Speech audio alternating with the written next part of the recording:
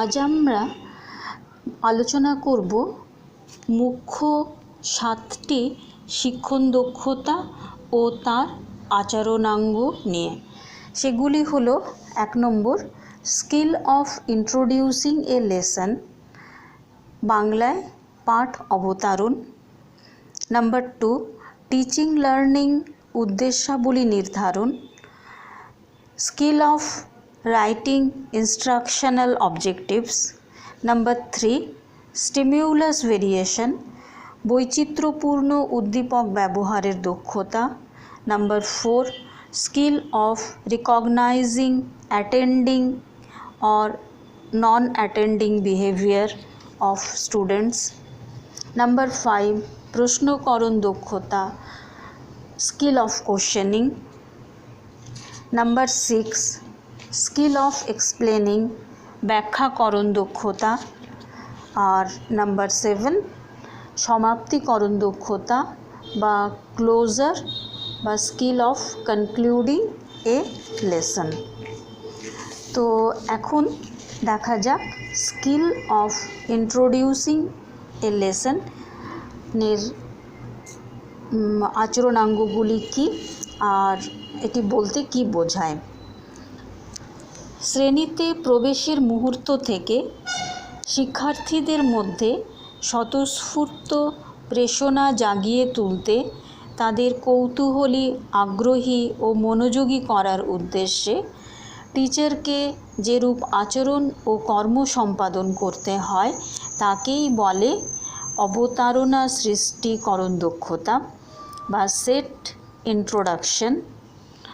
এক্ষেত্রে শিক্ষকের দুটি অনাকাঙ্ক্ষিত আচরণ হলো ধারাবাহিকতার অভাব আর অপ্রাসঙ্গিক বক্তব্য উত্থাপন। আর কাম্য আচরণাঙ্গগুলো হলো মনোযোগ আকর্ষণ, এর জন্য ওয়ার্ম আপ করতে পারেন শিক্ষক। নাম্বার 2 প্রেরণার স্তর অনুধাবন। নাম্বার 3 পূর্ব জ্ঞানের সঙ্গে সংযোগ সাধন। নাম্বার 4 প্রধান বক্তব্য চিহ্নিতকরণ। নাম্বার 5 উপযুক্ত প্রদীপন ব্যবহার। এবার দেখা যাক টিচিং লার্নিং উদ্দেশ্যাবলী নির্ধারণের ক্ষেত্রে শিক্ষককে কি করতে হয়।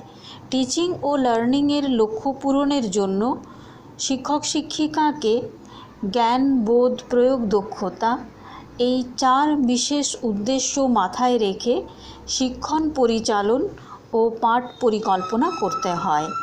শিক্ষার্থীরা কতখানি ধারণ ও প্রয়োগে সক্ষম হবে তা নির্ধারণ করে কাম্য উদ্দেশ্যাবলী চয়ন করার পটুত্বকে বলে skill of writing instructional objectives. এর কাম্য আচরণাঙ্গগুলো হলো অর্জনযোগ্য ছোট ছোট বিষয়ভিত্তিক উদ্দেশ্য শনাক্ত করা, যেগুলি তারা ধাপে ধাপে শিখতে ও প্রয়োগ করতে পারবে। আর দ্বিতীয়ত পাঠ্যাংশের সাপেক্ষে সুস্পষ্ট ও প্রাসঙ্গিক হবে উদ্দেশ্যগুলি। নাম্বার 3 স্টিমিউলাস ভেরিয়েশন বা বৈচিত্র্যপূর্ণ উদ্দীপক ব্যবহারের দক্ষতা।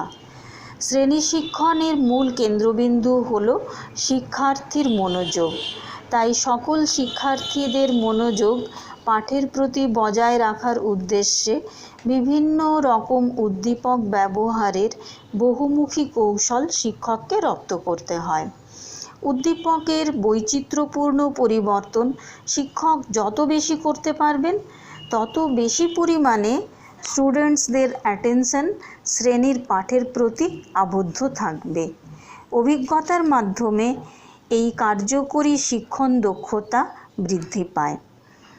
এর কাম্য আচরণাঙ্গগুলো হলো স্বরের পরিবর্তন, অর্থাৎ স্বরকে ওঠানামা করানো। 2 দৈহিক অঙ্গভঙ্গি চলাফেরা। 3 ম্যাক্সিমাম ইন্দ্রিয়ের ব্যবহার, অর্থাৎ চোখ, কান, নাসিকা সবগুলোই যদি ব্যবহার করা যায় তবে শিখন দীর্ঘস্থায়ী হয়। রস সঞ্চার। নাম্বার 5 বিভিন্ন মাধ্যমের প্রয়োগ, নাম্বার 6, বাক্যের স্বল্প বিরতিও প্রয়োজন। এবার দেখা যাক skill of recognising attending and non attending behaviour of students. শিক্ষার্থীরা শ্রেণীর পাঠের প্রতি মনোযোগ সহ শুনছে কি না তা বুঝবার দক্ষতা থাকা চাই শিক্ষকের। যদি অমনোযোগী বা চঞ্চল হয়ে ওঠে তবে কিভাবে মনোযোগ আকর্ষণ করতে হয় সেই সকল কৌশল ও দক্ষতার সাথে হ্যান্ডলিং করতে হয় শিক্ষককে। এর জন্য কাম্য আচরণ হলো শিক্ষার্থীদের পুরস্কৃত করা, তাদের উৎসাহ দেওয়া। এর পরিভাষাগত অর্থ হলো rewarding and reinforcement, giving direction, asking questions, accepting pupils' ideas, using silence and non-verbal excuse। এবার দেখা যাক প্রশ্নকরণ দক্ষতা। Questioning is certainly the best means of stimulating thoughts। মনোবৈজ্ঞানিক দিক থেকে প্রশ্নকরণ এর মধ্য দিয়ে শিক্ষার্থীদের ইন্দ্রিয়কে উদ্দীপ্ত করে, সক্রিয় রাখে, পাঠের প্রতি কৌতূহলী করে, পূর্ব অভিজ্ঞতাকে উজ্জীবিত করে, শ্রেণীকক্ষে আদর্শ টিচিং লার্নিং এনভায়রনমেন্ট তৈরিতে সাহায্য করে। প্রশ্নকরণ বিভিন্ন ধরনের হয়ে থাকে। প্রশ্ন করার শিল্প বিভিন্ন রকম হয়। যেমন 1 নম্বর অতীত অভিজ্ঞতামূলক অনুসন্ধানী প্রশ্ন, দ্বিতীয়ত শিক্ষামূলক প্রশ্ন, তৃতীয়ত শাসনমূলক প্রশ্ন, চতুর্থত পরীক্ষামূলক প্রশ্ন, পঞ্চমত অগ্রগতি নির্ণায়কমূলক প্রশ্ন, অনুশীলনমূলক প্রশ্ন এবং পুনর্বিচারমূলক প্রশ্ন। প্রশ্নন কৌশল তাৎপর্যপূর্ণ হবে তখনই যখন দক্ষতার সাথে সঠিকভাবে প্রয়োগ করা হয়। সহজ ভাষায় ছোট ছোট নির্দিষ্ট উত্তর সংবলিত সহজবোধ্য স্পষ্ট উচ্চারণের ক্রমসম্পর্কযুক্ত প্রশ্নগুচ্ছই হলো আদর্শ স্বরূপ। প্রশ্নন কৌশলের সাথে উত্তরদানও হলো পারস্পরিক সম্পর্ক। উত্তরদানের ভিত্তিতে যেমন পরবর্তী প্রশ্ন উত্থাপন করা হয়, তেমনি পাঠকে এগিয়ে নিয়ে যেতেও সাহায্য করে। একে বলে রেসপন্স ম্যানেজমেন্ট। প্রশ্নন কৌশলের উপাদানগুলো আবার মূলত 3 ধরনের। প্রথমত প্রশ্নের গঠন, দ্বিতীয়ত প্রশ্নের বিভিন্ন স্তর, তৃতীয়ত প্রশ্নের বন্টন ও পরিবেশন। প্রশ্নের গঠনের দিক থেকে প্রশ্ন আবার 5 রকমের। প্রশ্নের গঠনগত দিক থেকে যে উপাদানগুলো গুরুত্বপূর্ণ সেগুলো হলো ব্যাকরণগত নির্ভুলতা, অর্থাৎ ভাষাগত দিক থেকে সঠিক হতে হবে। প্রশ্নকে হতে হবে সংক্ষিপ্ত, প্রাসঙ্গিক, নির্দিষ্টতা থাকবে আর শিখনের নির্দিষ্ট উদ্দেশ্যের সাথে সংযুক্ত হবে। দ্বিতীয়ত প্রশ্নের স্তর অনুযায়ী যে উপাদানগুলো গুরুত্বপূর্ণ সেগুলো হলো সহজ থেকে ক্রমে ক্রমে কঠিনতর হবে প্রশ্ন। প্রথমে লো অর্ডার কোশ্চেন্স, যার মধ্যে থাকবে মেমোরি লেভেল বা নলেজ লেভেলের প্রশ্ন।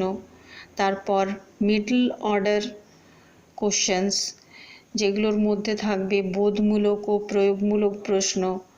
তারপর হায়ার অর্ডার কোশ্চেন্স, যেগুলোর উত্তর হবে বিশ্লেষণধর্মী, সংশ্লেষণধর্মী বা মূল্যায়নধর্মী। তৃতীয়ত প্রশ্নের বন্টন ও পরিবেশনগত উপাদান। প্রশ্ন থ্রোয়িংয়ের ক্ষেত্রে গতি, কণ্ঠস্বর, বিরাম, সকলের সেই প্রশ্নে উত্তর দিতে অংশগ্রহণ, রিফোকাসিং, রিডাইরেক্টিং, এগুলো গুরুত্বপূর্ণ। এছাড়াও প্রশ্ন করার পর প্রম্পটিং করা যেতে পারে, অর্থাৎ উত্তর দানের জন্য সহায়ক ক্লু দেওয়া যায়। এরপর আমরা আলোচনা করব স্কিল অফ এক্সপ্লেনিং, ব্যাখ্যাকরণ দক্ষতা।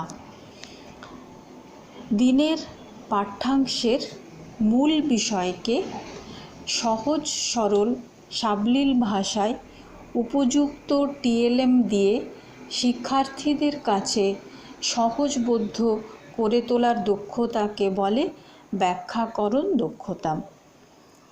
এই দক্ষতার যথাযথ প্রয়োগ করতে পারলে শিক্ষার্থীর বৌদ্ধিক সক্রিয়তা, বোধ ক্ষমতা, উপলব্ধি ও বিশ্লেষণী ক্ষমতা বেড়ে যায়। ব্যাখ্যাকরণ দক্ষতার ক্ষেত্রে সাধারণত বর্ণনা করা হয় ঘটনাটি কী, কেন ঘটে, কিংবা কেমনভাবে ঘটল, এইরূপ। ব্যাখ্যাকরণ দক্ষতার অন্তর্গত ছোট ছোট উপাদানগুলো প্রয়োগের প্রশিক্ষণ দ্বারা ব্যাখ্যাকরণ দক্ষতা বৃদ্ধিও করা সম্ভব। এবার আমরা জানব ব্যাখ্যাকরণ দক্ষতার কাম্য আচরণগুলি কী কী। ব্যাখ্যাকরণের ক্ষেত্রে প্রথমত পরিমিত, সহজ সরল প্রাঞ্জল ভাষার ব্যবহার করতে হবে। দ্বিতীয়ত পূর্বজ্ঞানের ভিত্তিতে বর্ণনায় অগ্রসর হতে হবে। তৃতীয়ত শিক্ষার্থীদের সাহায্য নিয়েই পাঠ উপস্থাপন করতে হয়। চতুর্থত বোর্ড, টিএলএম ও উদাহরণ যেন আলোচ্য পাঠ্যাংশের সাথে সম্পর্কযুক্ত হয়। পঞ্চম উপাদান হল নিরবচ্ছিন্ন ও প্রাসঙ্গিক হতে হবে। আর সিক্সথ উপাদান হল উদাহরণ ও চিত্রের প্রয়োগও থাকবে। এবার আবদ্ধকরণ বা সংক্ষিপ্তকরণ দক্ষতা বলতে কি বোঝায়? কনক্লুজার বা কনক্লুডিং অফ এ লেসন। শ্রেণীকক্ষের অন্তিম পর্যায়ে টিচারকে সমগ্র পাঠের সারাংশের পুনরালোচনা ও পাঠটির ভবিষ্যৎ কার্যকারিতা উল্লেখ করতে হয়। পূর্বনির্ধারিত 4টি বিশেষ উদ্দেশ্য জ্ঞান, বোধ, প্রয়োগ দক্ষতার সংক্ষেপে দক্ষতার সাপেক্ষে নতুন জ্ঞান লার্নার্স কতখানি আয়ত্ত করলো তা যাচাই করা হয় পাঠের শেষে। এই দক্ষতা শ্রেণীকক্ষে প্রয়োগ করতে গেলে উড-বি টিচারদের যে কয়েকটি আচরণাঙ্গ অভ্যাস করতে হয় তা হলো বিষয়বস্তুর সংক্ষিপ্তকরণ, দ্বিতীয়ত ভবিষ্যৎ পাঠের সঙ্গে সংযোগ স্থাপন, তৃতীয়ত প্রধান পাঠ্যাংশ চিহ্নিতকরণ, চতুর্থত মূল্যায়নের সঙ্গে সংযোগ সাধন ইত্যাদি। এই 7টি ছাড়াও পাঠদানের অন্যান্য শিক্ষণ দক্ষতাগুলো তোমাদের জেনে রাখা দরকার। সেগুলো হলো উপযুক্ত শিক্ষণ সামগ্রীর ব্যবহারের দক্ষতা, শিক্ষার্থীদের উৎসাহদান দক্ষতা, পাঠ্যাংশের সংগঠন ও সংবদ্ধকরণ, শিক্ষার্থীদের অগ্রগতির মূল্যায়ন, শিক্ষার্থীদের শিখনে সমস্যা শনাক্তকরণ, সকল শিক্ষার্থীদের অংশগ্রহণ করানোর দক্ষতা। এবার জেনে নেব ডিএলএড কোর্সে যে 5টি অনুশিক্ষণ দক্ষতা তোমাদের অনুশীলন করতে হবে, তবে বিস্তারিত আলোচনা হবে পরবর্তী সময়ে। এই 5টি অনুশিক্ষণ দক্ষতা হলো সমন্বয় সাধন দক্ষতা, 2 শিশুকেন্দ্রিক শিখন পরিচালন দক্ষতা, 3 শিক্ষার্থীদের প্রশ্ন করতে উৎসাহী করার দক্ষতা। 4 শিক্ষার্থীর পর্যবেক্ষণ করার ক্ষমতা বিকাশের দক্ষতা। এবং 5 হলো শিখন পরিস্থিতির সঙ্গে কৃৎকলা শিল্পের সংযোগ সাধনের দক্ষতা।